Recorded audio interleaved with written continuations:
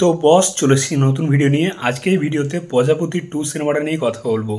তো প্রজাপতি 2 সিনেমার টিজার চলে এসছে, একটা গানও রিলিজ করেছে, কিন্তু সিনেমার গল্প কি হবে বেসিক্যালি সেটা কিন্তু আমরা এখন প্রেডিক্ট করতে পারছি না সেরকমভাবে। টিজার লেভেলে কিছুটা বুঝতে পেরেছি যে হয়তো সিনেমার গল্পটা এরকম হতে পারে, কিন্তু অ্যাকচুয়ালি গল্পটা যে কী হবে সেটা নিয়ে আজকে এই ভিডিওতে কথা বলবো। তো দেখো, আমরা টিজার দেখে যেটুকু বুঝতে পারছি, দেব এই সিনেমাতে একজন সিঙ্গেল ফাদার।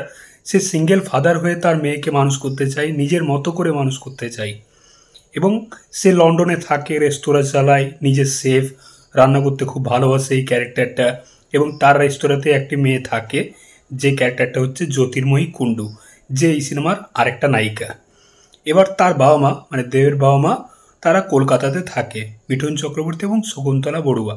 তারা চাইছে যে ছেলে আবার বিয়ে করুক, নিজের আবার একটা সাজানো গোছানো সংসার হোক। একা সিঙ্গেল ফাদার হয়ে মেয়েকে মানুষ করা এতটাও সহজ না।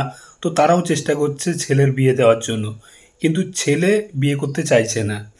এবার কেন চাইছে না, তার কারণ হচ্ছে, যেটা আমার মনে হচ্ছে, এই সিনেমাতে আরেকটা নায়িকা মানে মেন যে নায়িকা বলতে পারো, ইদিকা পাল। ইদিকা পাল দেবের স্ত্রী। তবে ইদিকা পালকে কিন্তু পুরো টিজার জুড়ে একটা ছোট্ট ঝলকেও কিন্তু আমরা দেখতে পাইনি। তার ক্যারেক্টারটাকে কিন্তু লুকানো হয়েছে, লুকিয়ে রাখা হয়েছে, আমাদেরকে একবারের জন্য কিন্তু দেখায়নি টিজারে একটা ছোট্ট ঝলকেও। তো ইদিকা পাল মেবি দেবের স্ত্রী এই সিনেমাতে।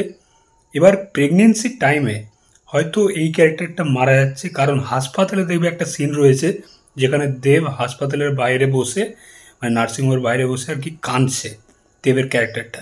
তো মেবি হয়তো ইদিকা পালের ক্যারেক্টারটা প্রেগনেন্সি টাইমে, বাচ্চা হওয়ার টাইমে মারা যাচ্ছে, বা হয়তো এমন কিছু ঘটনা হচ্ছে যার জন্য ইদিকা পাল এদেরকে ছেড়ে চলে যাচ্ছে। এবার দেবের একটা রাগ ক্ষোভ, সে আর বিয়ে করতে চাইছে না। পরবর্তীকালে তার রেস্তোরাঁতে যে মেয়েটি কাজ করে, জ্যোতির্ময়ী কুণ্ডু, যে এই সিনেমার আরেকটা নায়িকা, তো তার সাথে একটা বন্ধুত্বের সম্পর্ক হচ্ছে, মানে তার সাথে আর কি শেষে হ্যাপি এন্ডিংটা হবে, যেটুকু আমার মনে হচ্ছে। তো এই টিজারটা দেখে যেটুকু গল্প আমরা প্রেডিক্ট করতে পারছি মোটামুটি এরকমই হবে।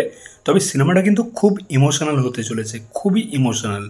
মানে আমরা টনিক, প্রজাপতি বা প্রধান তো দেখেছি, সেরকম কিন্তু হবে না। এই সিনেমাটা ইমোশনাল ড্রামা হতে চলেছে। মানে টিজার দেখেই কিন্তু এক দুটো সিনে চোখে জল চলে আসছিল। তো সিনেমাতে পারফরমেন্স কিন্তু হেভি হবে। এরকম মিঠুন চক্রবর্তীকে দেখলাম, এই বয়সে কি পারফরমেন্স দিচ্ছে বস, কি অ্যাক্টিং! মিঠুন চক্রবর্তী রয়েছে, শকুন্তলা বড়ুয়া, খরাজ মুখার্জি, কাঞ্চন মল্লিক, দেব। একটা ভালো কাস্টিং আছে সিনেমাতে। 25শে ডিসেম্বর মুক্তি পাচ্ছে বড়দিনে। তো দেখা যাক এবার কেমন হয় সিনেমাটা। গল্প মোটামুটি এরকমটাই হবে যেটুকু মনে হচ্ছে।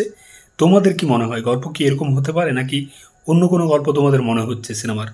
তো টিজার দেখে অবশ্যই কিন্তু তোমরা জানিও এই সিনেমাটা সত্যি খুব একটা মিষ্টি সম্পর্কের সিনেমা হতে চলেছে, খুব ভালো গল্পের সিনেমা হতে চলেছে যেটুকু মনে হচ্ছে। যাই হোক, তো তোমাদের মতামত অবশ্যই কমেন্ট বক্সে জানিও। চললাম, দেখা হচ্ছে পরের ভিডিওতে। চ্যানেলটাই নতুনই থাকলে কিন্তু অবশ্যই সাবস্ক্রাইব করে যাবো। টাটা।